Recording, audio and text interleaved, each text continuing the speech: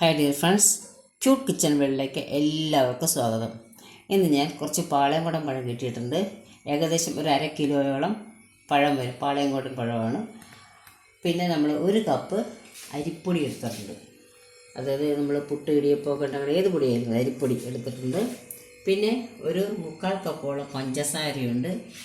അതേ അളവിൽ തന്നെയാണ് തേങ്ങാപ്പീരി ഇരിപ്പുണ്ട്. ഒരല്പം ഉപ്പുമുണ്ട്. നമുക്ക് ബാക്കി കാണാം. നമ്മൾ ഈ പഴം എല്ലാം പൊളിച്ച് തൊണ്ട് പൊളിച്ചിട്ട് ഒരു പാത്രത്തിലിട്ടിട്ട് അങ്ങനെ എല്ലാം ചെയ്യാം. നമുക്കുള്ള പഴം മുഴുവനും 1/2 കിലോ പഴമുണ്ട് ഏകദേശം, അതെല്ലാം ഇടാം. നമുക്കൊന്ന് നന്നായിട്ടൊന്ന് പൊടിച്ചെടുക്കാം. എടുത്ത് വെച്ചിരുന്ന പഞ്ചസാര ഇടാൻ പോവാണ്. ഒപ്പം തന്നെ ആ തേങ്ങാപ്പീര അതും അതേ കപ്പിൽ 1 കപ്പാണ്. ചകിരിയൊന്നും പാടില്ല. അതെടുത്ത് വെച്ചു. ഒരു നുള്ളു ഉപ്പും കൂടി ഇടാം. ഇനി വീണ്ടും മിക്സ് ചെയ്യാം.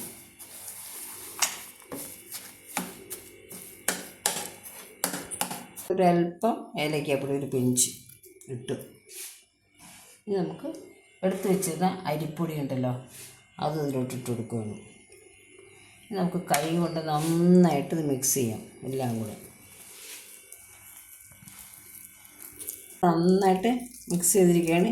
ഇനി ഇതിന് നമ്മൾ എടുത്തില്ലേ പൊടിയൊക്കെ എടുത്ത അതേ കപ്പിൽ 1/4 കപ്പ് വെള്ളം കൂടെ ഇതിലോട്ട് ഒഴിക്കാം.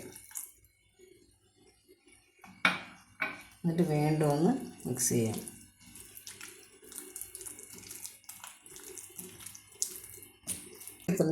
അതിൽ കുറച്ച് എണ്ണ,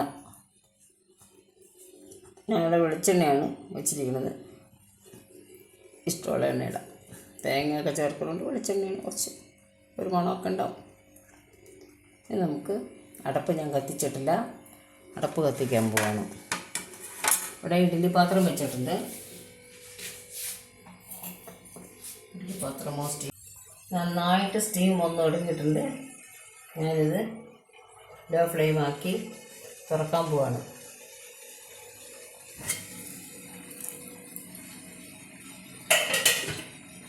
നമുക്ക് ഇതൊന്ന് വെന്തോന്ന് ടെസ്റ്റ് ചെയ്യാം.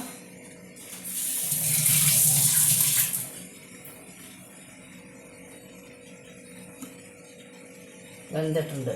കാരണം ഇതിലൊന്നും ഒട്ടിപ്പിടിച്ചിട്ടില്ല. കേട്ടോ, അപ്പോൾ അത് വെന്തതാണ് അർത്ഥം. നമുക്കിത് ഓഫ് ചെയ്യാം. ഫ്ലെയിം ഓഫ് ചെയ്തു. ഇനി ഇത് പുറത്തോട്ടെടുക്കാം. ഇപ്പം നമ്മൾ ഒരു പ്ലേറ്റിലോട്ട് മാറ്റിയിരിക്കുകയാണ്. നല്ല ചൂടാണ് ഇപ്പം. ഇതൊന്ന് തണുക്കട്ടെ. എന്നിട്ട് നമുക്ക് അത് മുറിച്ചെടുക്കാം. വരഞ്ഞ് വെച്ചേക്കാം.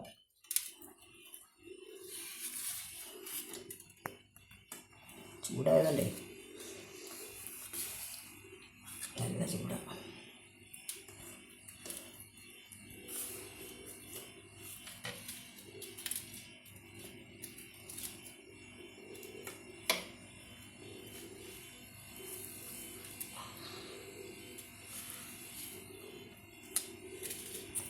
വരഞ്ഞ് വെച്ചിട്ടുണ്ട്. ഇതൊരു പാത്രത്തിലോട്ട് നമുക്ക് ഇട്ട് നോക്കാം. പഴം കൊണ്ടുള്ള അപ്പം അലുവയേക്കാളും ടേസ്റ്റാണ് അത് കേട്ടോ. നല്ല ടേസ്റ്റാണ്. ഇതിൻ്റെ പൊട്ടും പൊടിയൊക്കെ ഞാൻ കഴിച്ചു. നല്ല സ്വാദുണ്ട്. എല്ലാവരും ട്രൈ ചെയ്ത് നോക്കണം. പെട്ടെന്ന് ഉണ്ടാക്കാമെന്ന്. പാളയംകോടൻ പഴമൊന്നും ആർക്കും അത്ര വലിയ ഇഷ്ടമുള്ള പഴമൊന്നും അല്ലെന്ന് തോന്നുന്നല്ലേ. ചെറിയൊരു പുളിയൊക്കെ ഇല്ലേ. പക്ഷേ ഇങ്ങനെ ഉണ്ടാക്കിയാൽ നല്ല രസമാണ് കഴിക്കാനായിട്ട്. എല്ലാവരും ട്രൈ ചെയ്ത് നോക്കുക. ഇത്രയും നേരം കണ്ടതിന് നന്ദി. നമസ്കാരം.